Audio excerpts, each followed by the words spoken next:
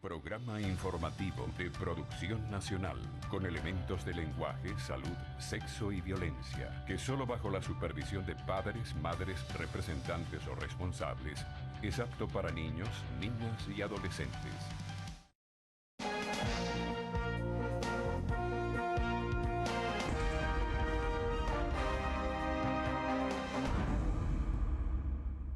Buenos días, buen domingo, buen fin de semana para todos ustedes. Voy a conversar en la primera parte de este programa con el gobernador del estado Miranda, Enrique Capriles Radonsky. Y con él voy a hablar sobre la situación que en este momento está planteada, que es el caso del revocatorio. Y él me decía que estaba muy preocupado. Y yo le pregunto, ¿por qué estás preocupado? Si ya te comenzaron a contar los votos. Preocupado, como estamos la mayoría de los venezolanos, por la situación que vive el país, porque además no se plantea ninguna solución. O sea, me refiero al gobierno, que es el que tiene que tomar las decisiones, sigue con el mismo disco rayado, la guerra económica, los problemas, el problema eléctrico, entonces se lo achaca al fenómeno del Niño, la falta de agua. Todo es, ellos no son culpables de nada, todo es culpa de otros.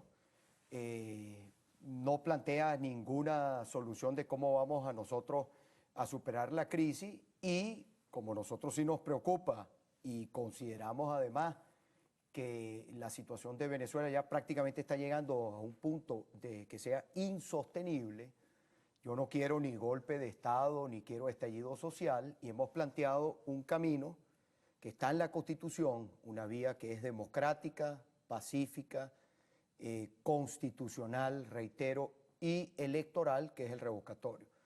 Y cuando te digo la preocupación es que el gobierno creo que está subestimando el descontento que hay en el país, la situación que hay en el país, y pretende por el control institucional, todos sus voceros, incluyendo al señor Nicolás Maduro, todos sus voceros es tratar de que aquí no haya ninguna vía que permita a los venezolanos resolver la crisis que vive el país. Si eso es así, ¿qué viene entonces? Un estallido. O sea, es una explosión social, que el país reviente.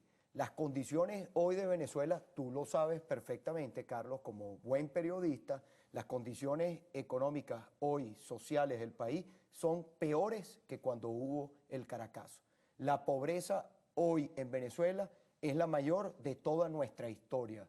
La pobreza en el país alcanzó casi 80% la pobreza de ingresos. Solamente el año pasado creció 24%. ¿De dónde saca esa cifra? Esas cifras son de un estudio de la Universidad Central de Venezuela, conjuntamente con la Universidad Católica. Tú probablemente habrás tenido acá a Luis Pedro España, que te explicó ese estudio que ellos hicieron, que me parece a mí un estudio serio, porque la oficina que tiene que dar las cifras en el país no las da. Por lo tanto, hoy... Correcto, sí, como no dan las cifras de inflación el Banco Central de Venezuela, como no publican la realidad de las cifras, no solamente de inflación, sino de escasez. Pero eso está en la calle. ¿Cuánto es la cifra de pobreza extrema que tú dices que dice? La cifra de pobreza extrema está por encima del 54%, si la memoria no me falla. Pero creo que yo oí a Maduro leyendo una cifra diciendo que era el 27%. Eso será, bueno, como Maduro dice que el país no tiene la escasez, no existe, como Maduro dice que la violencia tampoco existe. Maduro vive en otro planeta, o sea, él vive aislado, por lo visto no sale del palacio de Miraflores. Una persona que sale en cadena y dice que un refresco cuesta 50 bolívares, entonces, bueno, obviamente es una persona que está absolutamente desconectada de la realidad o quiere, peor aún, ignorar la realidad de lo que se vive en la calle. Un aumento salarial, él habla de los aumentos salariales como que fue... Acaba de aumentar 30%. ¿no? Y bueno, pero la inflación en marzo fue más de 20%. ¿Cuánto va la inflación del año? ¿Qué significa un incremento de 115, 120 bolívares diarios?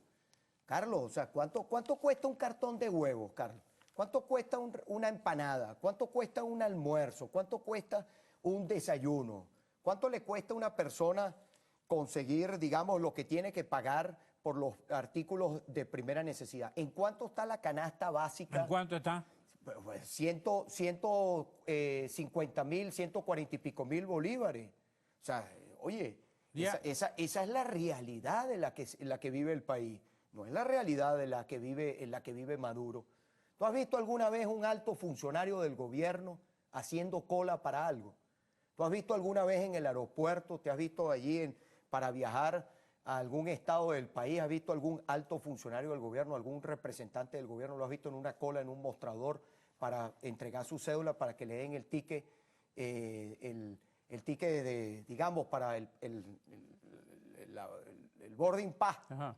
¿Lo has visto? No, ¿y tú? Yo no lo he visto. O sea, lo que te quiero decir, ellos no hacen ¿y cola, a ti te han visto ellos no haciendo- tienen. a ti te han visto Pregúntale a la haciendo gente en cola? ¿Tú haces Maiquetía, cola? pregúntale a la gente en Ajá, Maiquetía, está bien. pregúntale a los trabajadores. O sea, no se trata, me refiero, ¿Tú haces cola de para abrir comprar? abrir un debate si tú haces o no haces. Yo claro que hago cola, tengo que hacerla, Ajá. porque a mí nadie me hace el mercado. Claro. Lo tengo que hacer, lo que yo necesito para vivir lo tengo que ir a buscar yo, nadie me lo hace. Ahora, ¿tú has visto algún funcionario del gobierno haciéndolo? No. Entonces, ¿por qué yo te hago esta mención? Porque una cosa es lo que ellos dicen y lo que dicen a través de las cadenas, y otra cosa es la realidad que vive el pueblo en la calle. Ok. Son dos realidades completamente distintas. Si te pusieran a ti a describir la situación real del país, sin el sesgo político, ¿qué dirías tú que estamos viviendo en este momento? Te dejo la pregunta en un regreso. ¿Cómo no?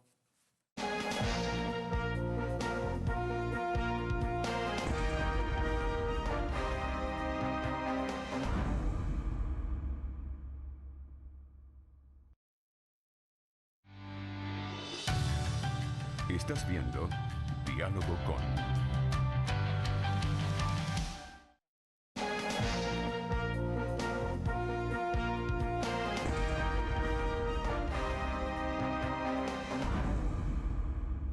Bueno, te dejo la pregunta. Catastrófica la Esa es tu situación del- definición. ya Esa el es la resultado, definición, catastrófica. estamos viendo resultados, sí, de un modelo que ya no da para más. Ya un modelo un sistema que ya, ahí están los resultados a la vista. La mezcla, además de un sistema que no funciona con la mayor corrupción en la historia de Venezuela. Nunca antes en este país hubo tanta corrupción como la que hay ahora, en total impunidad además. Dime un peso pesado, algún alto funcionario que haya sido investigado, llevado a juicio. ¿No están buscando acá? ¿A García ¿A quién? Plaza no es que están buscando? Bueno, pero ya esos son unos temas internos del gobierno. Ajá. Porque si nos ponemos a hablar de eso, se nos va el programa, ¿no? Ok. ¿A quién le responde García Plaza? ¿O quiénes son los funcionarios en el tema del Ministerio de Alimentación? Toda la corrupción que ha habido detrás del Ministerio de la Alimentación y se llevan presos 2 o 3 de Bicentenario, unos funcionarios de bajo rango, y el de arriba, el ministro, no lo tocan, que lo sacaron y lo escondieron dentro de la Fuerza Armada. O sea, y si nos ponemos a hablar del tema de la corrupción, se nos va el programa. Y yo no soy el presidente de la Comisión de Contraloría de la Asamblea Nacional. Este país en algún momento tocará que se haga justicia con todo lo que ha sido el saqueo de Venezuela. ¿Estás convencido de que hubo un saqueo ahí en el Ministerio de No tengo Alimentación? admitido por ellos mismos. Ah, ya. Ellos mismos, hay un diputado que se le olvidó, que reconoció ante el país que se habían robado solamente un año 25 mil millones de dólares. En Venezuela este control de cambio ha sido, ¿cuál? Sanguino, presidente de la Comisión de Finanzas, ahora se le olvidó. Ahí está Héctor Navarro, que fue durante muchos años funcionario del gobierno, alto funcionario del gobierno, también hablando de los casos de corrupción. O sea, si nos ponemos a hablar de corrupción se nos va el programa. Lo que te quiero decir que es la mezcla de las dos cosas. Ahora tenemos la mezcla, pero para terminarte el tema, implosionó el sistema, un sistema que expropia, que confisca. Carlos, ningún país del mundo ha tenido éxito. Para poder tener éxito en Venezuela, para que los venezolanos salgamos de la crisis, la clave es generar confianza y producir. El país, en Venezuela, nuestro país tiene todas las posibilidades de ser un país productivo, donde haya progreso. Ahora, si el gobierno es enemigo del esfuerzo privado, del sector privado, y ataca al sector privado, el gobierno expropia a las empresas, quiebra a las empresas, entonces ¿cómo un país puede funcionar así? ¿Cómo un país puede funcionar donde se trabaja lunes y martes, 8 horas trabaja el Estado? O sea, esta semana fue así. Entonces, ¿cómo un país sale hacia adelante? Entonces, cuando tú ves que un sistema, un modelo no funciona, ahí es donde los venezolanos tenemos que cambiar nuestro sistema y nuestro modelo. Y ahí viene el revocatorio, que me estás preguntando Claro, del revocatorio. Primero, el revocatorio está en la Constitución, como te lo decía al principio, que el revocatorio tiene unos pasos que cumplir. Esos pasos, desde nosotros, en la primera carta que enviamos al Consejo Nacional Electoral, Carlos, fue el 9 de marzo.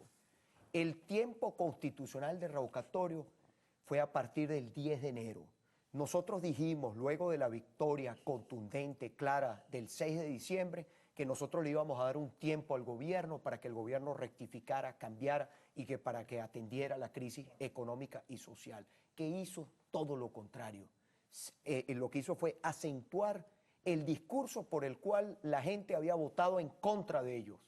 El tema de la guerra económica, las excusas, si la gente creyera el discurso del gobierno hubiese ganado el 6 de diciembre, el gobierno perdió el 6 de diciembre y perdió además en forma clara, contundente. Bueno, nosotros dijimos, vamos a darle chance, humildad, serenidad, madurez, frente a la victoria que habíamos obtenido el 6 de diciembre. ¿Qué hicieron en diciembre? Tratar de atornillar gente de ellos en los poderes, tratar de prepararse para defenderse ellos, no para defender a los venezolanos. Llegó la instalación de la asamblea, llegó después todos los ataques a la asamblea, todas las decisiones, hasta que nosotros dijimos, mire, nosotros el 17 de febrero, este servidor le propuso al país, vayamos para un cambio político, el país, esta gente no va a cambiar, el país se va a seguir destruyendo, nosotros no podemos ser indiferentes frente a la destrucción del país. El 9 de marzo la unidad mandó la primera comunicación y nos vinieron a dar la planilla, Carlos. El 26 de abril nos vinieron a dar la planilla. O sea, prácticamente 2 meses después. ¿Cómo interpretas eso? Bueno, el querer trancar la vía democrática, el querer trancar el ejercicio de un derecho constitucional, que va al inicio de lo que te dije en el programa. Trancar la vía democrática es echarle gasolina a la candela.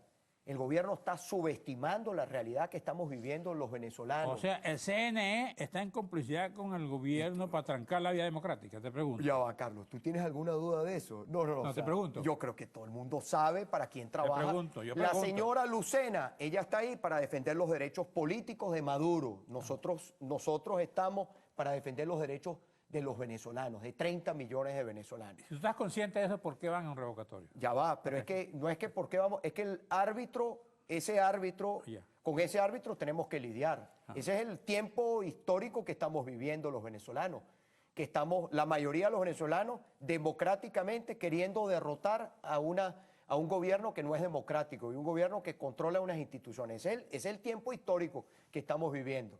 Ese es el reto que nosotros hemos asumido.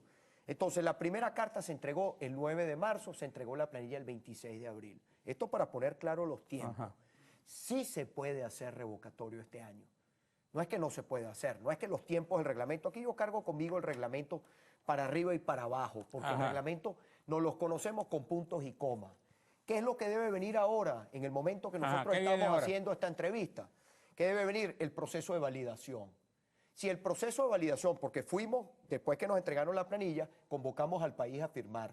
Necesitábamos 195.000 firmas. ¿Tú sabes cuántas se recogieron al final? 2.6 millones de firmas. No las llevamos todas porque no dio tiempo de revisarlas todas, de auditarlas todas, y llevamos las que auditamos y revisamos. Porque nosotros no podemos dejar que pase el tiempo, porque quien quiere que pase el tiempo es el gobierno y sus instituciones, es Maduro. Maduro vive un día a la vez y él quiere que no haya revocatorio, obviamente. Entonces, se recogieron 2.6 millones.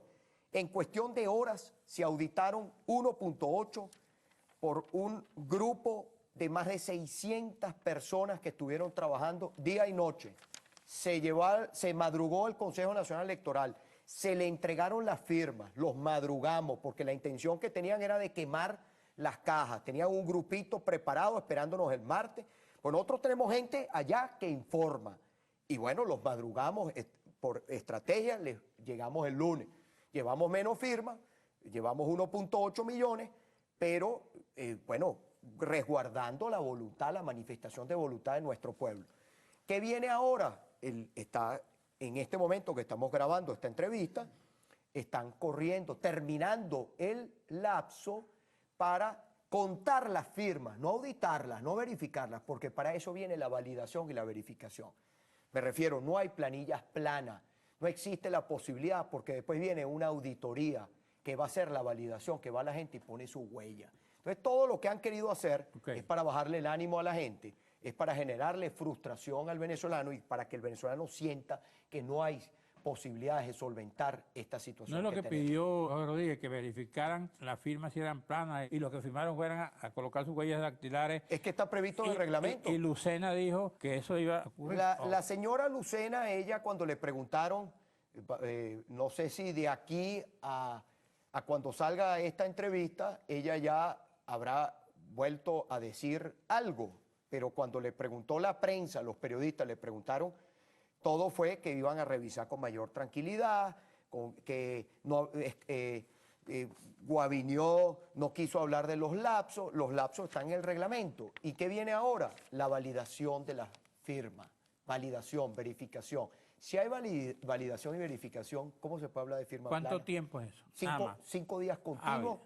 Termina. O sea, que debe ser ya terminaron, están terminando hoy, en que sale esta entrevista. Hoy jueves. Terminan hoy. Ajá. No, hoy la estamos grabando, el domingo. Ajá. El domingo, hoy, que sale esta entrevista, termina el tiempo para contar. La señora Lucena, supuestamente ella contó las firmas de Obama en 48 horas y supuestamente eran 10 millones. ¿Cómo en 5 días no puede contar 195.000? Que son las que se necesitan. Llevamos 1.8 millones. ¿Cómo no las puede? No hay excusa, las tiene que contar. Así lo dice el reglamento. Y a partir de mañana, ¿qué inicia? 5 días hábiles para validar la firma, para la verificación. Creo que tenemos que hacer un corte, ¿no? Ok, sí, vamos a un corte. Ok.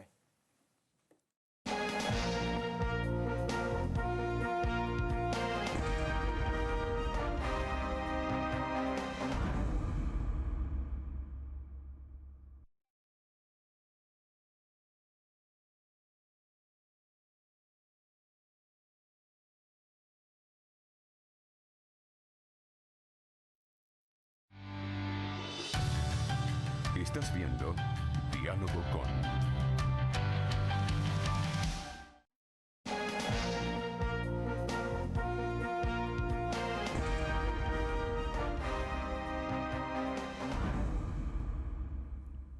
Bueno.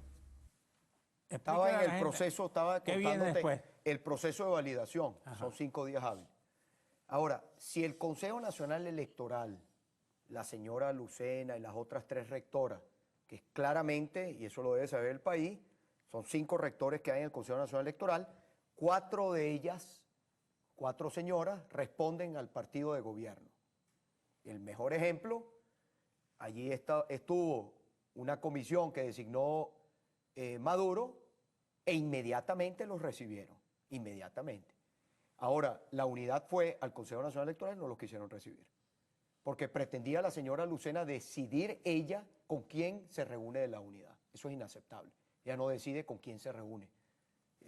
Chugo Torrealba es el secretario, el coordinador de la unidad y él es el representante, él es el que tiene la voz y es el representante, es además legalmente quien firma por la unidad. Él tiene que estar en la reunión. Si él no está en la reunión, entonces no hay reunión, como en efecto pasó. Entonces es importante que la gente sepa, 4 rectoras son del PSUV y hay un rector que yo siempre le veo, no es que sea de oposición, sino todas sus posiciones siempre son de acuerdo a lo que dice la Constitución, lo que dicen las leyes.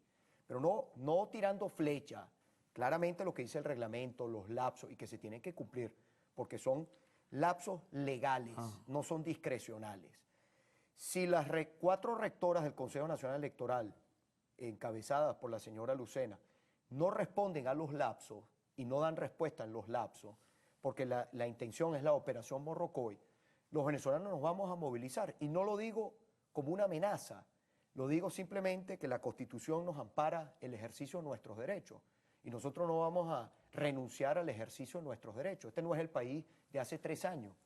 Y yo se lo he dicho una y otra vez, le he mandado el mensaje a través del rector Rondón a la señora Lucena. No crea que este servidor que habla, que tomó una decisión en el año 2013, que no fue de acobardarnos, que fue de evitar una guerra civil, porque el país estaba dividido a 2 mitades, no tiene clara cuál es su responsabilidad de hoy y que no tiene claro además cuál es el país que tenemos hoy. Hoy el país, la mayoría quiere un cambio, la mayoría de los venezolanos. Cuando tú ves, a ti que te gusta revisar las encuestas, busca las últimas encuestas para que tú veas, Carlos, cuánto apoyo tiene el revocatorio, más del 70%. O sea que el país de hoy quiere drenar su ánimo. El país de hoy quiere una vía democrática como lo ha querido siempre. Ajá. El país de hoy quiere una solución electoral como lo demostramos el 6 de diciembre, como contundentemente, pero el gobierno pretende ignorar, desconocer lo que ocurrió el 6 de diciembre. Entonces lo que voy es que si el CNE no da respuesta, nos movilizaremos. ¿Cómo? Iremos a pedir la gente, ¿cómo se moviliza la gente? Caminando, yendo a las instancias, en este caso al Consejo Nacional Electoral, a pedirle respuesta. La movilización popular, la movilización que se da cuando el gobierno no da respuesta, que está amparada en la Constitución, el derecho que tenemos en la Constitución de obtener oportuna respuesta. Pues entonces, después, los 5 días hábiles, esperamos que la señora Lucena no pretenda violar los lapsos que están establecidos en su propio reglamento, y después de los 5 días hábiles, que va al proceso de validación, el Consejo Nacional Electoral tiene un tiempo que está establecido en el reglamento, Carlos, para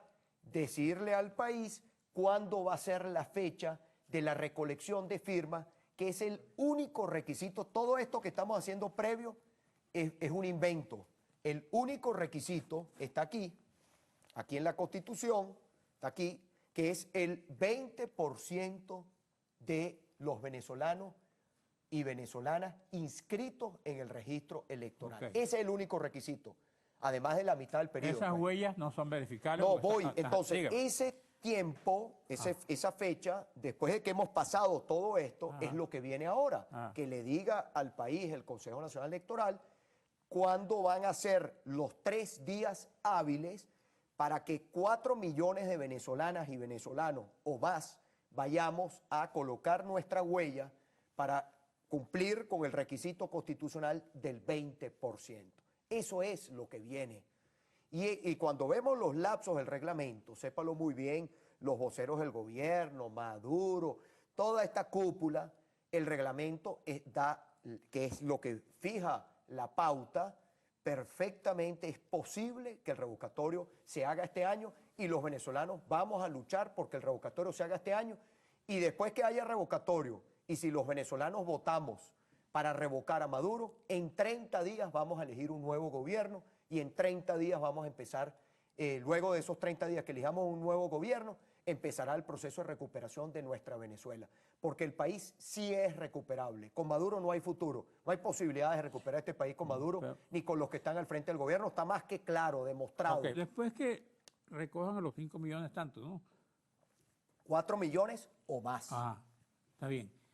A partir de ese momento, ¿cuántos días faltarían para ya no habría proceso ya no tiene que hacerse una auditoría porque es directamente en el sistema biométrico. ¿Sería 30 días? Él habla dentro de los 90 días. Se haría dentro, no quiere decir que no es un término. Vamos a tener que mandarle un experto allá. ¿Por qué no le preguntan a este caballero que ahora sale nuevamente, el que está, el robusto, ¿por qué no le preguntan sobre la diferencia entre un lapso y un término? ¿Cuál es la diferencia? Que se lo explique.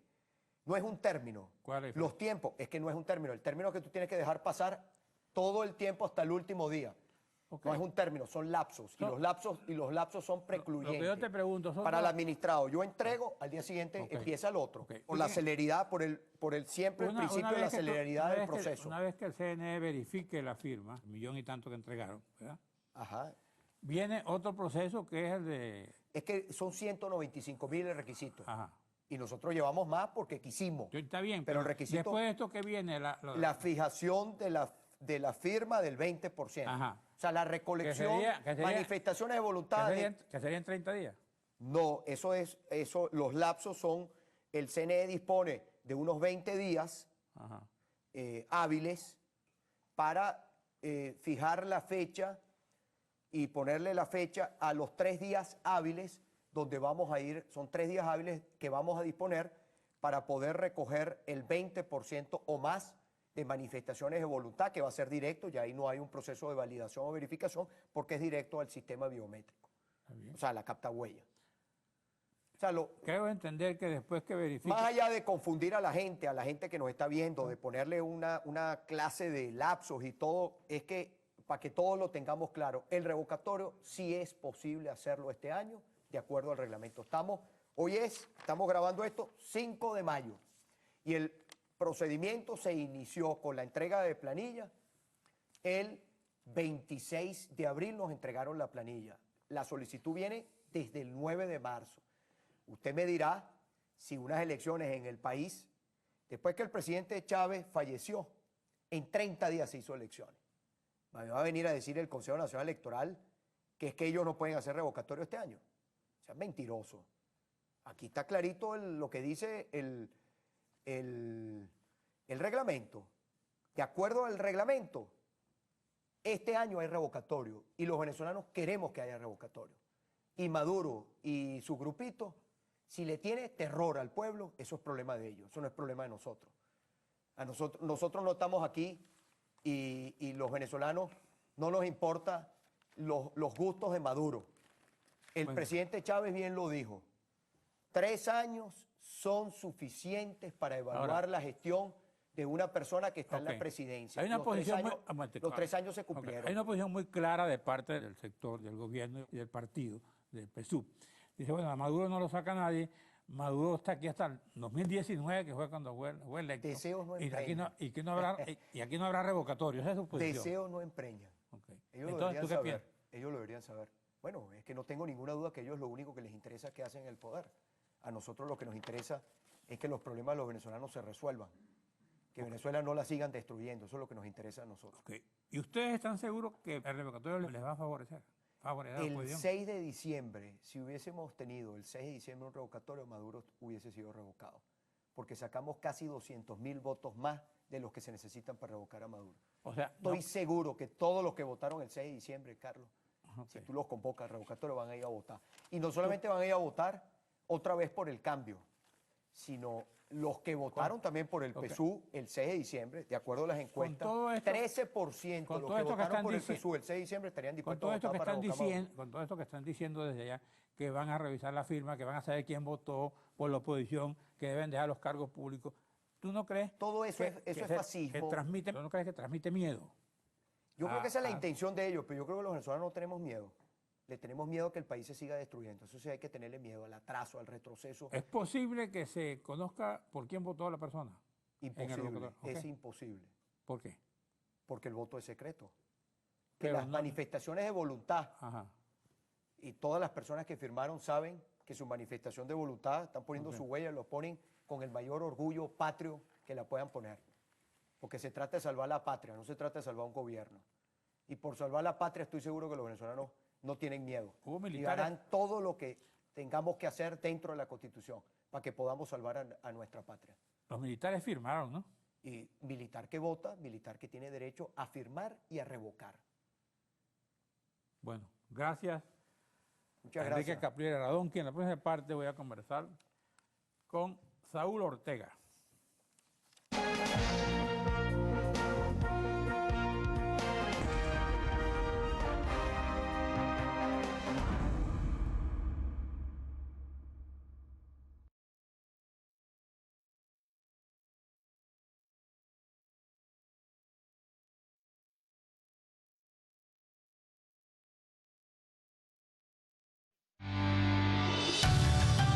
Estás viendo Diálogo con...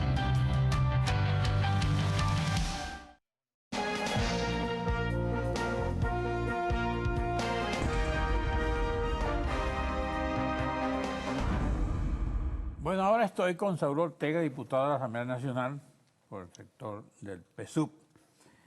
Y yo le comentaba a Saúl Ortega sobre ese decreto que dictó el presidente de la República para restringir el voto de censura a los ministros. Explícale bien a la gente. Eso es un toma y dame. ¿Qué es eso? Explícalo. Tú que sabes de derecho.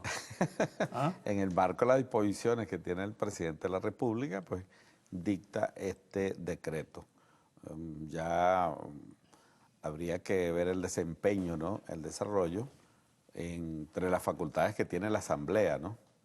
Por supuesto que, ¿qué es lo que estamos viendo? Hay una arbitrariedad de la Asamblea cuando sanciona a un ministro sin darle ni siquiera derecho a la defensa, Pero ¿no? tú puedes competir una arbitrariedad con otra arbitrariedad.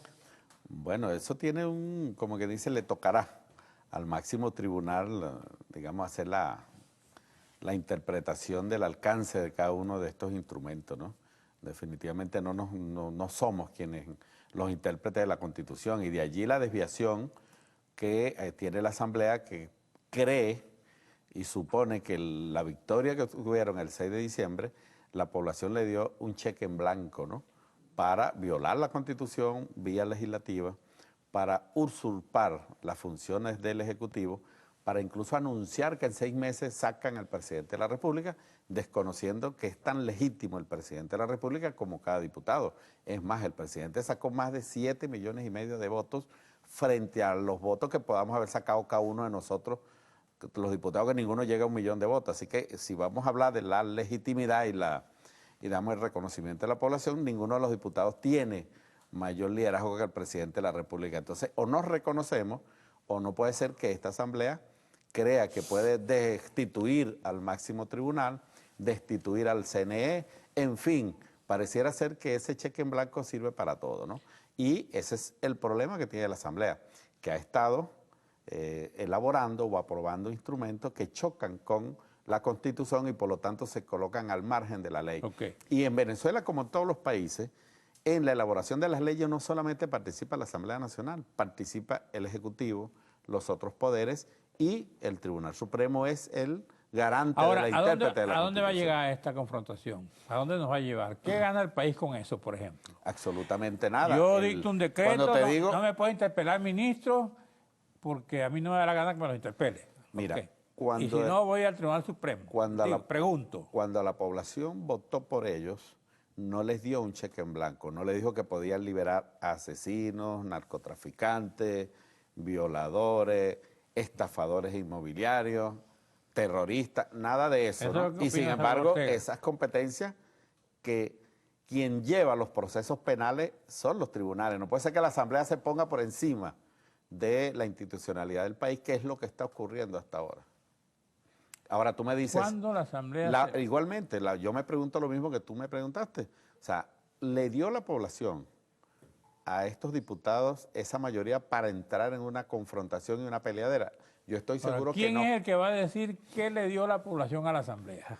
Mira, yo creo que ellos deben interpretar muy bien qué fue el resultado. Ellos están favorecidos por un voto prestado que la población circunstancialmente les otorgó. Bueno, prestado o no prestado, ellos tienen una mayoría, ¿no? Sí, porque le ofrecieron a la población que iban a acabar con los problemas, entre ellos con las colas.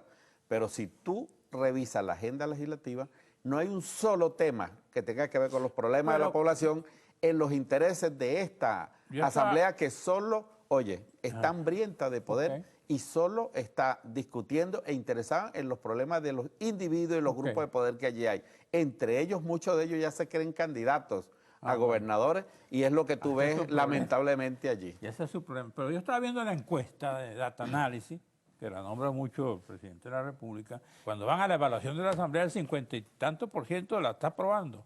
Ahora, no hay un desgaste en la Asamblea en todo caso. Bueno, siguen teniendo, según esa encuesta, sí, hay que creer en la encuesta, ¿no? ¿Tú no crees en la encuesta? No, yo las reviso todo y me parece que es un instrumento importante de una evaluación en el momento que se hace. Pero yo dudo que la población le esté dando algún apoyo a una asamblea que está de espaldas al país, porque la gente está interesada en sus problemas. El ciudadano de a pie lo que está interesado en que se resuelvan los problemas que tenemos en este momento como sociedad y no pendiente de lo que está aspirando cada uno de estos diputadillos que están allí. Voy a hacer una encuesta. Usted, amigo televidente, y usted nos está oyendo, Saulo Ortega y a mí, usted puede enviarme a mi correo, aquí en Televen, a secroes@televen.com, su opinión sobre, ¿tiene la razón la Asamblea? ¿Tiene la razón Saulo Ortega? Y la próxima semana vemos los resultados. Bueno, Saulo, vamos a hablar de revocatorio. ¿Tú crees que va o no va? Yo creo que ellos no están interesados en el revocatorio, Carlos. ¿Pero cómo es eso? Mira, ¿viste a Chu ayer? bueno, pero es que Chu yo creo que él no representa a nadie allí, ¿no? La MUC aprobó una especie de combo, ¿no? La violencia, que sería la salida tipo 2, que la propuso Voluntad Popular, la famosa enmienda de Acción Democrática y el referendo que propone Primero Justicia. Cuando tú apruebas un combo como ese es porque no hay unidad de criterio, porque definitivamente nadie está interesado. Pero pareciera que ya escogieron el camino de uno. Yo estoy seguro que sí, y creo que es ya la primera. Un revocatorio, ¿no? No, la primera. Yo creo que todos están deslizándose por la violencia, buscar movimientos sediciosos, golpistas y activar la violencia, que es lo que ¿Cuáles son las pruebas que tú tienes sobre eso? Hay bastantes pruebas. Yo, por ejemplo, me iría, porque hay siempre se fuga la información. Si tú ves un artículo que escribió el padre Ugalde, que se llama Gobierno de Salvación Nacional, el padre prácticamente... ¿Qué tiene que ver el padre con eso? Porque tú sabes que el padre... Es una opinión de él, ¿no? Sí, pero él refleja ahí la opinión de los círculos con los que él se reúne. Ajá. Y este es un padre golpista, el que le levantó la mano a Carlos Ortega y a Carbona. Y el padre echa el cuento de las reuniones, y todo lo que él escribe allí es anticonstitucional.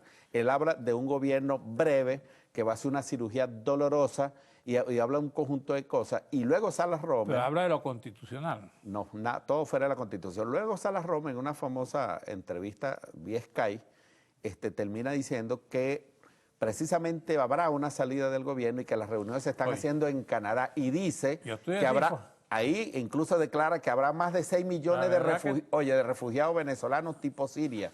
Lo que quiere decir que entre las ideas que ellos manejan hay un plan macabro tipo Libia para Venezuela y los gringos están metidos en eso. Bueno, si eso es verdad, yo no he visto el artículo. Bueno, esos son informantes. El gobierno también ha anunciado que González García Plaza, el exministro, también está metido pues, en estos movimientos sediciosos. Hay mucha información que apunta a que la oposición está trabajando realmente en una salida violenta, como hasta ahora ha sido la conducta de la oposición. Constancia de que García Plaza, el padre Ugalde, Salas Romer, se ha reunido con Chutorialba, por ejemplo, o con cualquiera de la oposición. Yo lo que creo es que los que están metidos en el caso de la violencia lo empuja Voluntad Popular, que hasta ahora ha sido quien ha liderizado la salida violenta, y arrastra tras de sí al resto de la oposición que no puede sostener ninguna de sus posiciones. Primero, Acción Democrática, ni siquiera los ADECO le están parando eso de la enmienda. Y lo del famoso referéndum, tú mismo viste que los únicos que están interesados en eso o que han salido tras esa propuesta ha sido Primera Justicia. Del resto de la oposición, nadie se alinea en ese tipo de... Pero bueno, ¿no recogieron 1 millón de firmas? ¿Cuánto de 3 días? Ahorita van a revisar cuántas fue que recogieron realmente, porque han dicho 3 millones, 2 millones y medio. Han dicho muchas cifras, ¿no? ¿Y quién va a revisar? El CNE, ¿no? El CNE, pero allí van a ver... ¿Y tú crees que son tan irresponsables para llevar unas firmas que no recogieron? Irresponsables así es su conducta siempre. ¿O es que Capriles no convocó a desatar la ira y luego yo no fui? ¿O Leopoldo López no desató la violencia del 2014 con los muertos, heridos, mutilados, pérdidas económicas? Luego dijo, yo no fui, yo soy inocente. Irresponsables son todos, tú lo sabes. Incluyendo lo del 4 de febrero. Vamos a un receso, te doy la pregunta. No, no tiene nada que ver.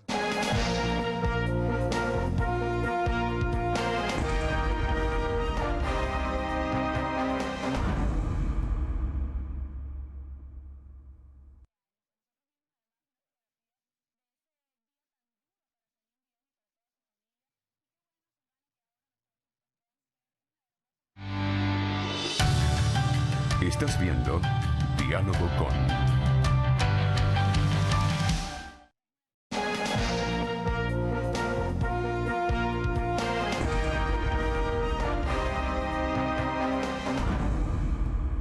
Bueno, te hago una pregunta ahí.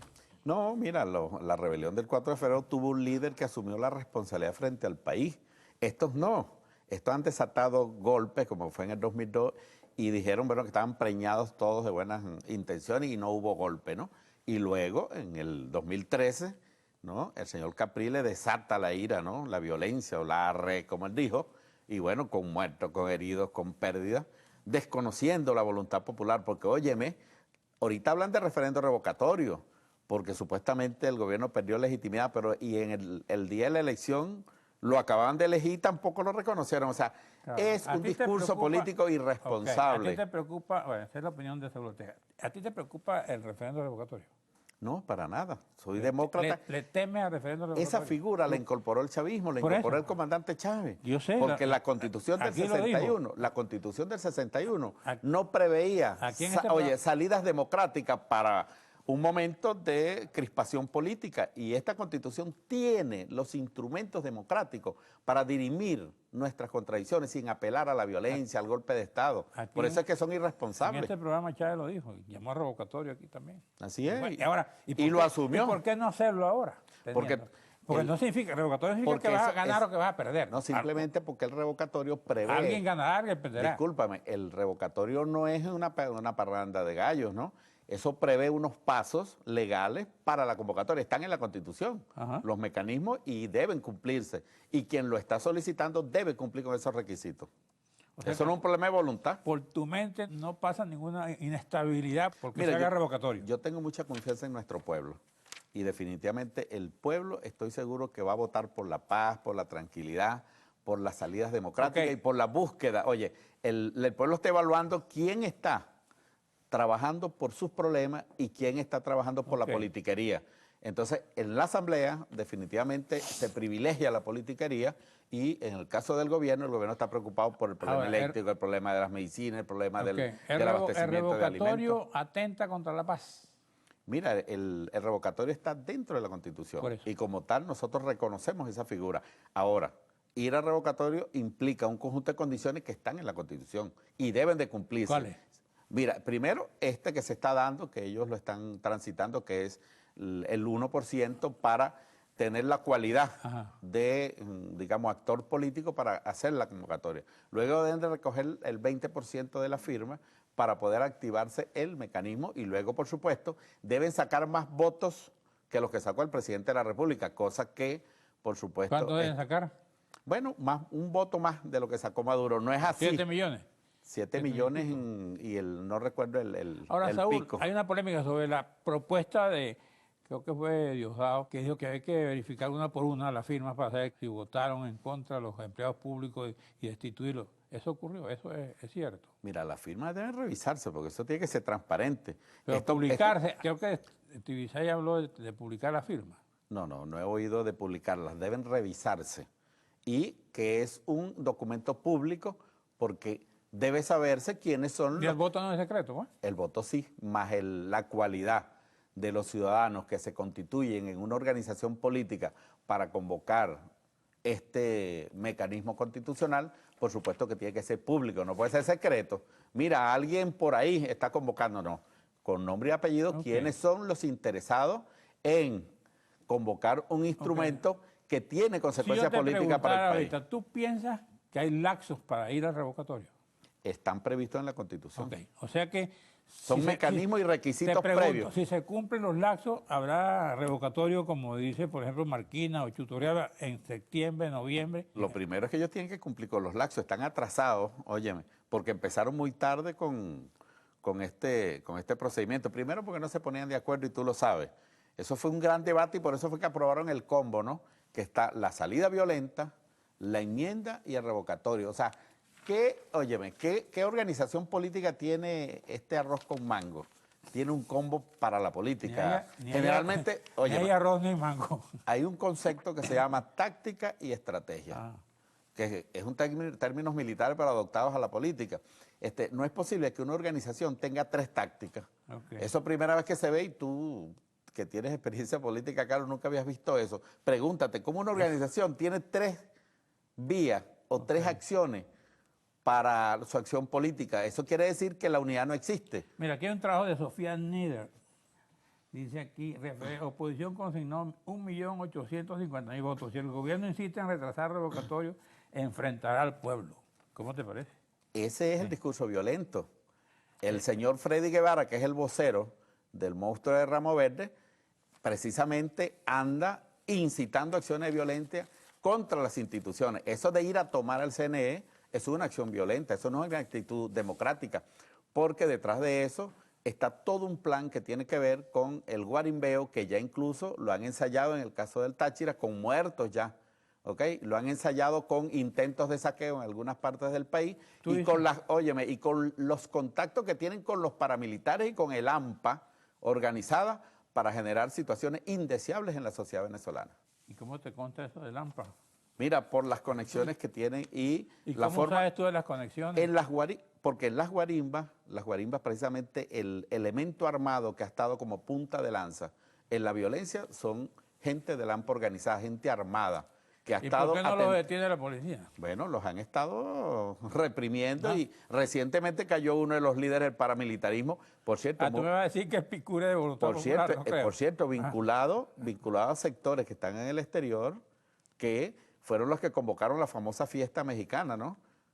La famosa reunión en la fiesta mexicana, ya en el hotel mexicano, que se llama, tiene ese nombre, donde participaron, ¿quiénes estuvieron ahí? El señor Freddy Guevara, la señora Arellano y todo este grupo que está vinculado a la oposición. Arellano dice que ni sabe ni conoce cosas mexicanas cuando le preguntaron eso, ¿no? Ellos nunca saben de guarimba, de violencia, porque bueno, si su jefe, que está en Ramo Verde, dice que él es inocente, y el otro, el que convocó a la violencia, dice que él no fue, a pesar de que son actos públicos y comunicacionales, pues el caso de Leopoldo López, él se mandó a grabar con las televisoras privadas porque él pensaba que iba a tener éxito y que iba a ser presidente por la vía de facto, cosa que no ocurrió, y en vez de ser presidente, hoy preside una celda en Ramo Verde. ¿En qué momento fue que dijo Leopoldo López eso? Y llamó a la violencia. Llamó a la violencia. Ellos siempre insisten en que fue un llamado pacífico y constitucional. Sí, atacar a la fiscalía. Ahí están tú tienes los videos de tu televisora atacando a la fiscalía, atacando al TCJ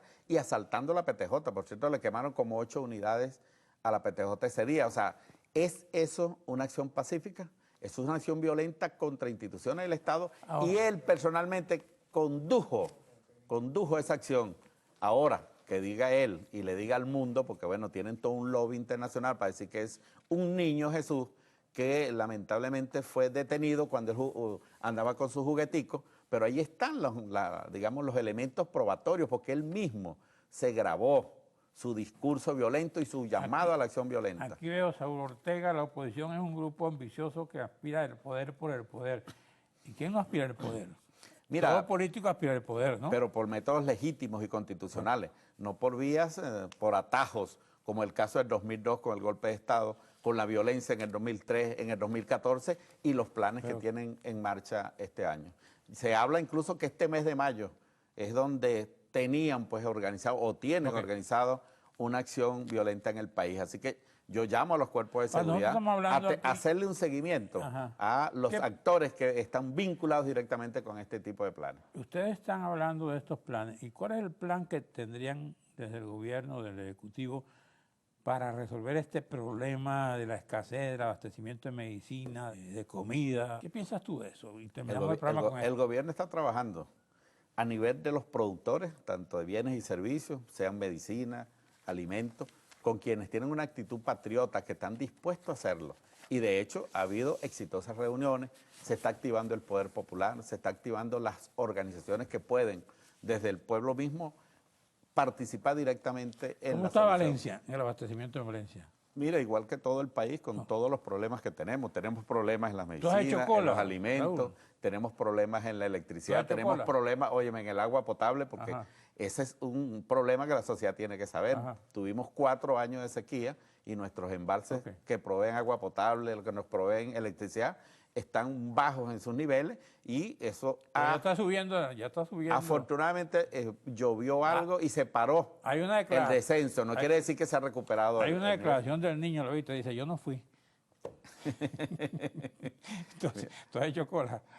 He estado presente donde la gente sé que nuestro pueblo pues hace cola. Nuestro gobierno ha implementado a través de alcaldes y gobernadores una acción de llevarle bolsas de alimentos y vendérsela directamente en las casas para que la gente deje la angustia. No quiere decir que no va a hacer cola, porque siempre le va a faltar algo, pero por lo menos tiene la seguridad de que en su casa pues tiene comida y que no tiene una presión de que es el hambre que lo está llevando a hacer cola. Vivimos en un país de colas y rabos. Gracias. Gracias a ti, Carlos. Gracias a usted, amigo televidente. Nos veremos aquí el próximo domingo a esta misma hora.